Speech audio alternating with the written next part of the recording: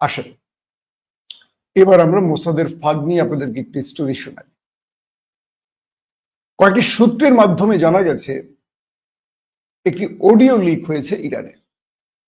সেই অডিওতে একজন মোসাদ কর্মকর্তা ইরানের একজন জেনারেলকে বলছেন যে আপনার পরিবার, স্ত্রী, সন্তান আমাদের টার্গেটে। আপনি এই মুহূর্তে এখানে আছেন, এই ড্রেস পরে আছেন, আপনি এইখানে এসেছেন এত সময়। আপনার নামে আপনার পুরো বাসার ঠিকানার অ্যাড্রেস হলো এই। আপনার সন্তানদের মধ্যে ওই সন্তান এখানে আছে, সেই সন্তান ওখানে আছে, স্ত্রী এখানে আছে। তো আমরা আপনাকে 12 ঘন্টার সময় দেব। এই 12 ঘন্টার সময়ের মধ্যে আপনার প্রধান কাজ হলো আপনি একটি ভিডিও রেকর্ড করবেন। সেই ভিডিওতে আপনি বলবেন যে আমরা আয়াতুল্লাহ আলী খামিনির বিরুদ্ধে একটি সশস্ত্র বিদ্রোহ করতে যাচ্ছি। আলী খামিনি এই রাষ্ট্রকে কুক্ষিগত করেছে। সকল সেনা, আইআরজিসি বা সকল বাহিনীর ব্যক্তিরা নেমে আসো, আমরা খামিনির নেতৃত্বকে আর গ্রহণ করছি না, আমরা একটি রেজিম চেঞ্জের দিকে ইরানকে নিতে চাচ্ছি। এই বক্তব্যটি ভিডিও আকারে রেকর্ড করার জন্য মোসাদ কর্মকর্তা একজন টপ জেনারেলকে বলেছে। বিষয়টা হলো, একটু খুলে বলি, মোসাদ দখলদার দেশটির ভেতরে টপ জেনারেলদের, পরমাণু বিজ্ঞানীদের যে হত্যা করেছেন তার নেপথ্যে অনেকগুলো স্টোরি এখন আস্তে আস্তে আসছে।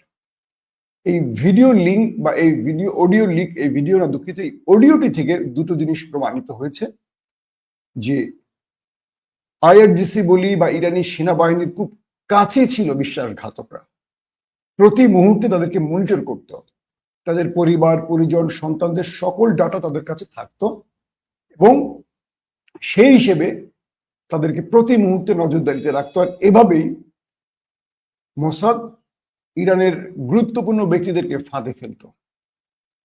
এবং তাকে বলা হয়েছে, এবং আরেকজন জেনারেলকে ফোন দিয়ে বলা হয়েছে যে আলী খামিনির লাস্ট লোকেশন আমাদেরকে দেন। কারণ আলী খামিনিকে হঠাৎ করে পরবর্তী সরিয়ে ফেলা হয়েছে যখন তাকে হত্যার হুমকি দেয়া হয়েছে।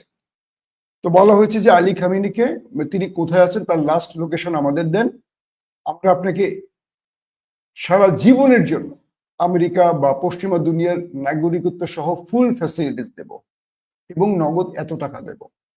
মানে যে টাকা দিয়ে আর কোনো মানুষের সারা জীবনও, তার 14 গোষ্ঠী না 28 গোষ্ঠীরও কোনো অর্থ সংকট হবে না।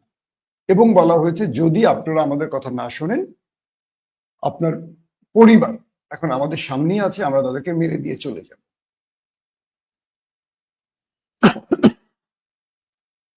প্রথম যে অডিওটি পেয়েছি বা প্রথম যে অডিওটি লিক হয়েছে, সেই অডিওর জেনারেল বেঁচে আছে কিনা জানি না, কিন্তু তিনি কোনো ভিডিও রেকর্ড করেননি। ভিডিও রেকর্ড করলে সেই ভিডিওটি মোসাদ ছেড়ে দিত মার্কিন বা পশ্চিমা দুনিয়ার গণমাধ্যমে, বিবিসি, সিএনএন, রয়টার্স, এপি, সকল গণমাধ্যমে আপনারা সেই ভিডিওটি দেখতেন এবং এই ভিডিওটির মাধ্যমে ইরানের রেজিম চেঞ্জ ঘটাতেন। অর্থাৎ এই টপ জেনারেল যখন এই ভিডিওটি বলতো যে আমরা আলী খামেনির বিরুদ্ধে বিদ্রোহ করেছি, রেজিম চেঞ্জ ঘটিয়েছি, তখন পুরো দেশের মধ্যে বিদ্রোহীরা রাস্তায় নেমে আসতো। সেনাবাহিনীর মধ্যে যারা আলী খামেনির বিরুদ্ধে তারাও নেমে আসতো এবং সেনাবাহিনীর মধ্যে একটা রক্তক্ষয়ী লড়াই হতো। সেখানে আর ইসরায়েলকে যুদ্ধ করা লাগতো না, নিজেরা যুদ্ধ করতো, করে আলী খামেনিকে তারা হত্যা করে রেজিম চেঞ্জ ঘটাতো। এই জন্যই মোসাদ তাদেরকে এই প্রস্তাব দিয়েছে।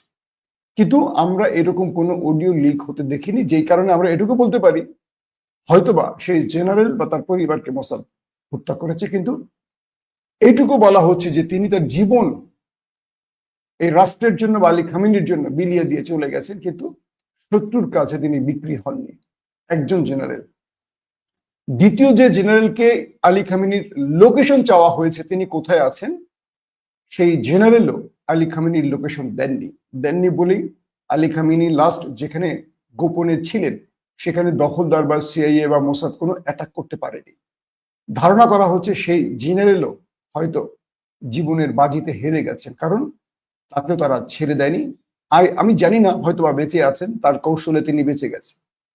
তো ইরানের যেসব টপ কমান্ডাররা প্রাণ হারিয়েছেন তারা প্রত্যেকেই মোসাদের এরকম ফাঁদে পড়েছিলেন। হয়তো কেউ হয়তো যারা মারা গেছেন তারা কেউ এই রাষ্ট্রকে শত্রুর কাছে বিক্রি করেননি বলে জীবন দিয়ে দিয়েছে।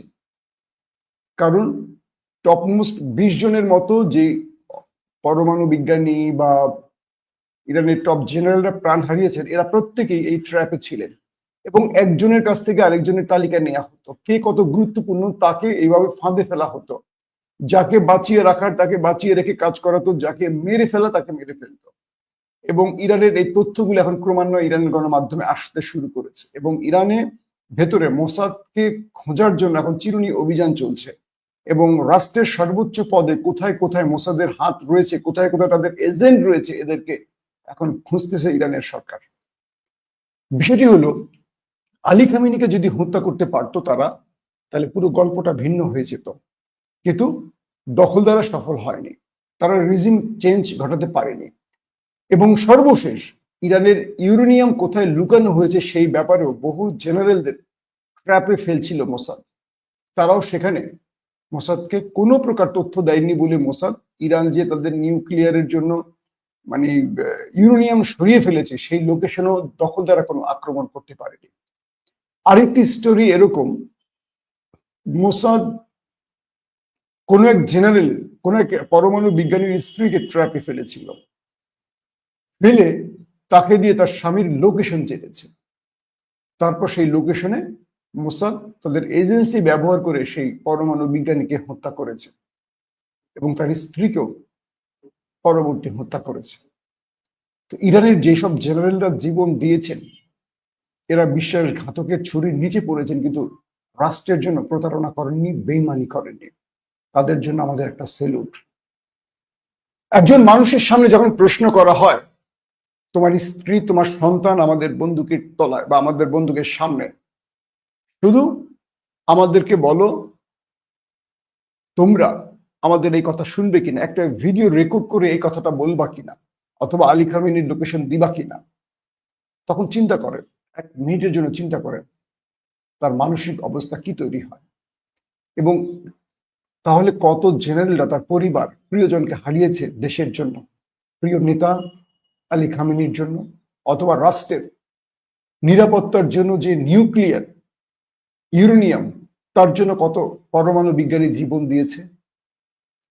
ইরানকে এখন দুটো কাজ খুব জোরে সোরে করতে হবে। এক, রাষ্ট্রের ভেতরে এই বিশ্বাসঘাতকদের চিহ্নিত করে একদম উপর থেকে নিচ পর্যন্ত খুঁজে খুঁজে বের করতে হবে, নতুবা আগামী দিনে যে অভিযান শুরু হবে আবারও সেই অভিযানে ইরান বড় রকম বিপর্যয়ে পড়বে। নতুবা বড় রকম বিপর্যয় এড়াতে হলে ইরানকে এই বিশ্বাসঘাতকদের খুঁজে খুঁজে বের করতে হবে। 2 নম্বর, ইরানের আত্মরক্ষায় ইরান গত 12 দিনের যুদ্ধে যেই জায়গায় তার দুর্বলতা প্রকাশ করেছে, অল্প সময়ের ব্যবধানে সেই দুর্বলতা কাটিয়ে উঠতে হবে। সেখানে আকাশ প্রতিরক্ষা সিস্টেম, যুদ্ধ বিমান সহ, এবং তাদের গোয়েন্দা ইউনিটকে প্রয়োজনে তুরস্কের MIT বা পাকিস্তানের ISI, যেহেতু এই দুটোই মুসলিম দেশ এবং এই দুটো এখন টপ র্যাঙ্কে আছে, এদের সাথে সম্পৃক্ত হয়ে বিশেষ চুক্তির মাধ্যমে তুরস্কের ইন্টেলিজেন্সকে আরো বেশি স্ট্রং করতে হবে। কারণ এই পর্যন্ত তুরস্কের ভেতরে মোসাদ সফল একটি অপারেশন করতে পারেনি, প্রত্যেকটি জায়গায় MIT তাদেরকে ফাঁদে ফেলে আটকে ফেলেছে, এবং পাকিস্তানের পরমাণু বা নিউক্লিয়ার ধ্বংসের জন্য ব্যাপক চেষ্টা করেছিল এই দখলদার বাহিনী, কিন্তু পারেনি। পাকিস্তান তার নিউক্লিয়ারকে হেফাজত করতে পেরেছে, এবং পাকিস্তানের ISI পৃথিবীর টপ র্যাঙ্কে একটি গোয়েন্দা সংস্থা। আমি মনে করি ইরানকে শত্রুতা ভুলে ওই চীন আর রাশিয়ার দিকে তাকিয়ে না থেকে তুরস্ক এবং পাকিস্তানের সাথে সম্পৃক্ত হয়ে একটি চুক্তির মাধ্যমে, নিরাপত্তা চুক্তির মাধ্যমে এই দুটো দেশের ইন্টেলিজেন্সের কাছ থেকে তাদের ইন্টেলিজেন্সকে আরো স্ট্রং করতে হবে, এবং এই দুটো গোয়েন্দা সংস্থার সহযোগিতা নিয়ে দেশের ভেতর থেকে মোসাদের এজেন্টদের খুঁজে খুঁজে মারতে হবে। নতুবা আবারও আগামী দিন যে লড়াইটা শুরু হবে শত্রুদের সাথে, সেখানে ইরান মোকাবেলা করতে পারবে না। ইরানকে সফল হতে গেলে তার দেশের ভেতরে নিরাপত্তা তৈরি করতে হবে, প্রতিটা বিজ্ঞানী জেনারেলদের নিরাপত্তা কনফার্ম করতে হবে, এবং তাদের গোয়েন্দা বাহিনীকে আরো স্ট্রং করতে হবে। আল্লাহ হাফিজ। ওপেন দাইস মানে সত্যকে সত্য বলা, মিথ্যেকে মিথ্যে বলা। আমরা শোনা কথা নয়, চোখে যা দেখি তাই বলি।